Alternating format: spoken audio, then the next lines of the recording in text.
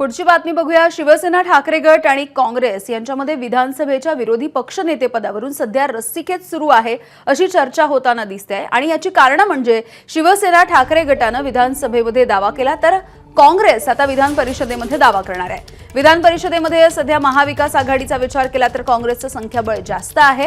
परिषदेमध्ये काँग्रेसचे 8, सेनेचे 7 आणि राष्ट्रवादी शरद पवार यांच्या पक्षाचे 3 सदस्य आहेत। अंबादास दानवे यांची टर्म ऑगस्टमध्ये संपणार आहे आणि त्याच्या आधी काँग्रेस विरोधी पक्षनेतेपद पदरात पाडून घेण्यासाठी सध्या प्रयत्नशील झालेला आहे।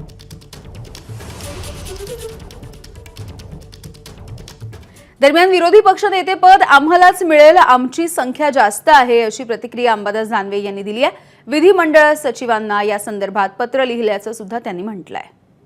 शिवसेनेमध्ये जर सत्ताधारी पक्षाने ठरवलं विरोधी पक्षाला विरोधी पक्षनेतेपद द्यायचं तर ते शिवसेनेलाच मिळेल, कारण शिवसेनेची संख्या जास्त आहे।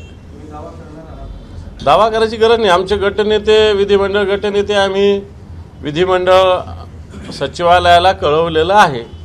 ज्यावेळेस विरोधी पक्षनेता करायचा त्यावेळेस त्यांनी आमच्या पक्षाला जो कोणी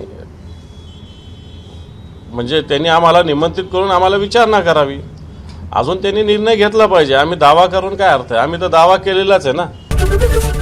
एबीपी माझा, उघडा डोळे बघा नीट।